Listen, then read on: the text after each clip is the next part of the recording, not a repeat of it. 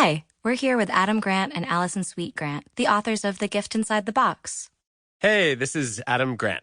And Allison Sweet Grant. What led you to create this story? The seeds for this story were actually planted back in 2013 when I published my first book, Give and Take. It was about how helping others can drive our success. And I got lots of questions from parents about how to raise generous kids.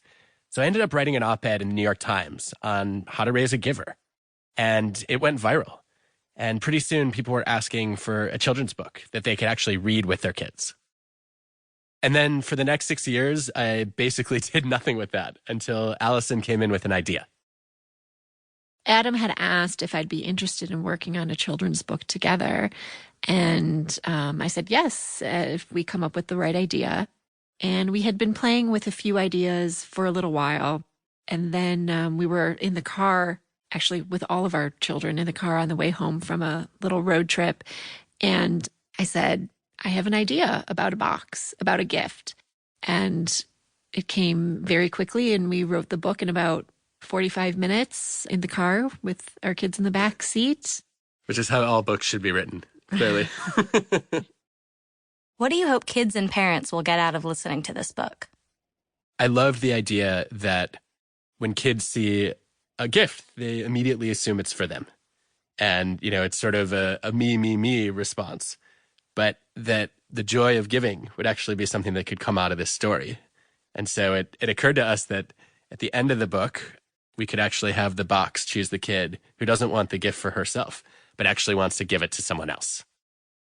We wanted to take an idea that kids would automatically be drawn to, like a present, and turn it around. So it's not about them, but about being generous in many different ways. And one of the things that we like best about this book is that there's some mystery to it, some mystery behind it. And hopefully it'll get kids thinking about how they can be generous to others. Yeah, I think at some level, we want kids to realize it can sometimes be better to give than receive. And we want them to experience some of the excitement in that. And our hope is that they'll be surprised as they read, right? Maybe curiosity at the beginning. Where did this box come from? I wonder what's inside of it. And then they keep seeing the box encounter kids who have a little bit of a sense of entitlement and thinking that box must be for me. And then, eventually realize, oh, the box actually wants to be gifted. What's your birthday and holiday routine with your kids like when it comes to gifts? One of the things we do with our kids in the holidays is we actually have them pick out gifts for other children. We have them pick out gifts for children who are in need, children who are in the hospital, and then deliver those gifts to them. Our hope is that then during the holiday season, our kids aren't just receiving gifts, they're actually giving them to children who are less fortunate. How can parents or teachers use this book as part of the conversation with kids about generosity? When our kids started school, one of the things we noticed was we'd sit down at the dinner table and ask them what they did during the day. And most of the conversation was about things they achieved, maybe some challenges, and then similar conversations about the activities they were involved in with, sports and music. And we realized a lot of the conversation was really focused on achievements and individual accomplishments and goals. And we wanted to make sure that they were thinking about helping others too.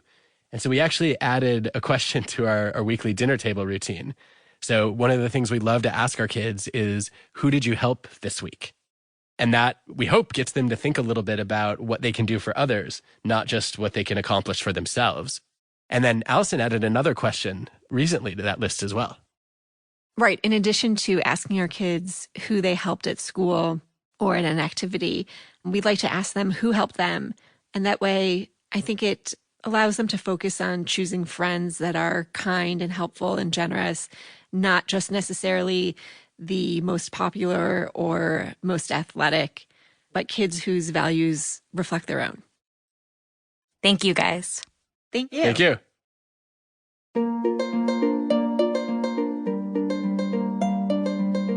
This is Adam Grant. And Allison Sweet Grant. We hope you've enjoyed this unabridged production.